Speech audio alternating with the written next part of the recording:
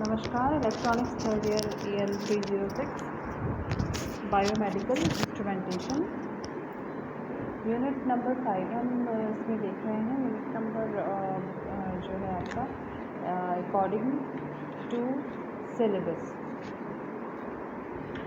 हम यहाँ देख रहे हैं। Unit number 6 blood pressure monitoring. Screen पर आप देख सकते हैं इसका चैप्टर का नाम, यूनिट का नाम।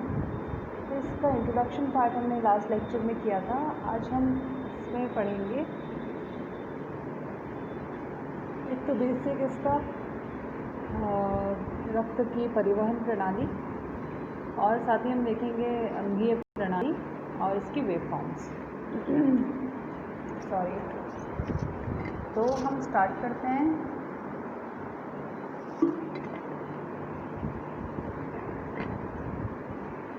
ये देखिए, यहाँ पर आप देख सकते हैं स्क्रीन पर रक्त परिवहन अंगीय प्रणाली, द कार्डियोवास्कुलर सिस्टम। इसमें बेसिकली ब्लड प्रेशर मॉनिटरिंग में हमने लास्ट लेक्चर में पढ़ा था कि ब्लड प्रेशर का मतलब है जिस प्रेशर से हार्ट ब्लड को पंप कर रहा है वह प्रेशर, जिस प्रेशर से उसको रिलीज़ कर रहा है, तो वो प्रेशर भी एडिक्वेट होना चाहिए। और उस प्रेशर को एडिक्वेट बनाए रखने के लिए उसकी मॉनिटरिंग बहुत ज़्यादा जरूरी होती है। तो यहाँ आप देख सकते हैं ये हार्ट है। हार्ट के जो मेन पार्ट्स हैं उनके बारे में इसमें डायग्राम में बताया है।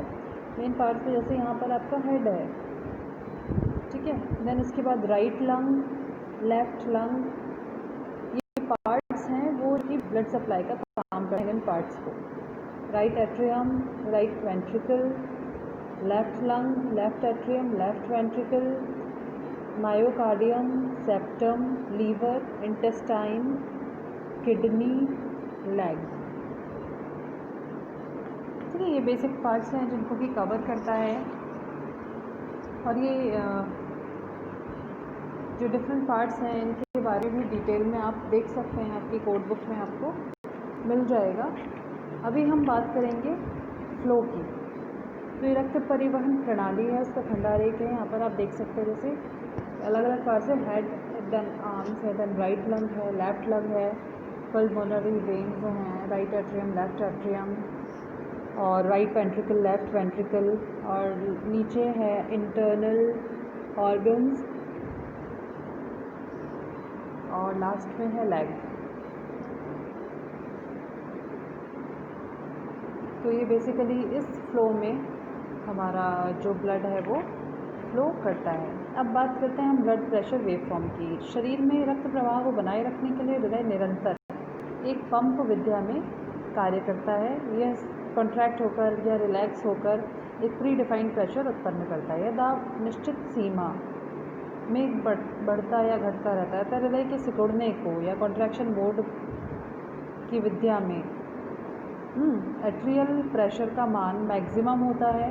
यह दाब सिस्टोलिक प्रेशर कहलाता है। हृदय के फैलने के या रिलैक्सेशन मोड में यह दाब मिनिमम होता है। यह दाब डायस्टोलिक प्रेशर कहलाता है। सिस्टोलिक मतलब सिकुड़ना, डायस्टोलिक मतलब फैलना। एट्रियम का अधिकतम दाब is equal to systolic and न्यूनतम दाब इज इक्वल टू डायस्टोलिक। अब आप यहाँ देख सकते हैं स्क्रीन पर एक वेवफॉर्म आपको नज़र आ रही है। यह स्केल जो है आप यहाँ देखिए, ब्लड प्रेशर है mmHg में। जो मर्करी है उसके रिस्पेक्ट में हम ब्लड प्रेशर को मेज़र करते हैं। और दूसरी एक्सिस है टाइम की। तो एक स्वस्थ मनुष्य का रक्तदाब 120 से 80 के रूप में प्रदर्शित किया जाता है। यहाँ पर 120 mmHg सिस्टोलिक दाब तथा 80 mmHg डायस्टोलिक दाब को प्रदर्शित करता है। रक्तदाब मनुष्य में हृदय की कार्य क्षमता को प्रदर्शित करता है तथा दाब एक सीमा तक सेफ माना गया है। हृदय के कॉन्ट्रैक्शन मोड में आने पर रक्त का जो बाएं वेंट्रिकल से एरोटा में तीव्रता से प्रवाहित होता है।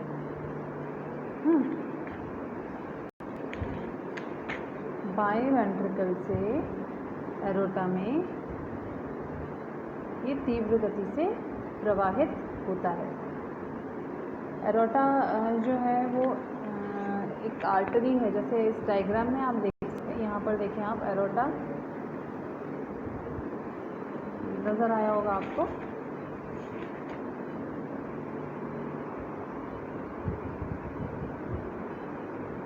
इस समय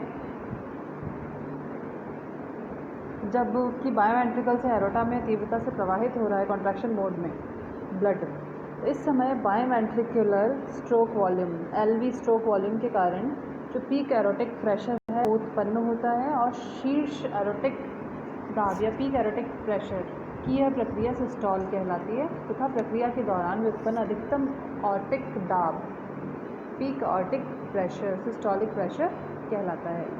यह दाब रक्त निकास दर तथा ऑर्टा की आंतरिक जो सतह की स्थिति पर निर्भर करता है। ठीक है। अतः सिस्टोलिक काल में जो ब्लड फ्लो के कारण उक्त दाब कम अथवा न्यून हो जाता है तथा ऑर्टिक वाल्व बंद हो जाता है। ऑर्टिक वाल्व बंद होने की प्रक्रिया में तरंग रूप में व्यवधान उत्पन्न होता है। ऑर्टिक वाल्व के बंद होने से व्युत्पन्न जो आकृति है वो डिक्रोटिक नॉच कहलाती है। डिक्रोटिक नॉच कहलाती है। जैसे आप यहाँ पर डिक्रोटिक नॉच यहाँ पर आप देख सकते हैं। इस स्थिति में ऑर्टिक वाल्व पूर्णतः बंद हो जाता है। यहाँ पर ये देखिए, यहाँ ब्लड फ्लो हो रहा है, और ब्लड फ्लो जब हो रहा है तो यदि वाल्व बंद है, ऑर्टिक वाल्व बंद होने से डिक्रोटिक नॉच जो है वो उत्पन्न होता है, और उसके बाद में प्रेशर जो है वो घटने लगता है तीव्रता से, क्योंकि रक्त विभिन्न अंगीय प्रणालियों में परिवहनार्थ विभिन्न आर्टरीज में चला जाता है तथा रक्त प्रवाह विभिन्न आर्टरीज तथा आर्टरियोस में संपन्न होता है अपनी क्रियाकलापों के साथ। परिणाम स्वरूप रक्तदाब मिनिमम लेवल तक गिर जाता है। यहाँ पर आप देख सकते हैं, यहाँ पर मिनिमम रक्तदाब जो है 80 पर पहुँच चुका है। रक्तदाब गिरने की यह प्रक्रिया डायस्टॉल प्रोसेस कहलाती है तथा प्रक्रिया के दौरान व्युत्पन्न न्यूनतम दाब डायस्टॉलिक प्रेशर कहलाता है। ये जो है, ये वाला pressure is called diastolic pressure.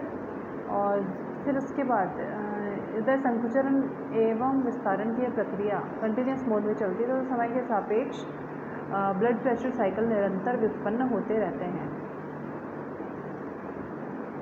तो ये है, अब यहाँ पर आप इस चीज़ में देख सकते हैं 0.35 सेकंड का है इसका टाइम डिक्टोरिक नॉच तक पहुँचने का, और 0.54 सेकंड है उसका मिनिमम वैल्यू तक पहुँचने का। ऑर्टिक वाल्व क्लोज होने का, ऑर्टिक वाल्व ओपन से क्लोज होने का कम समय है, और क्लोज से ओपन होने का समय ज़्यादा।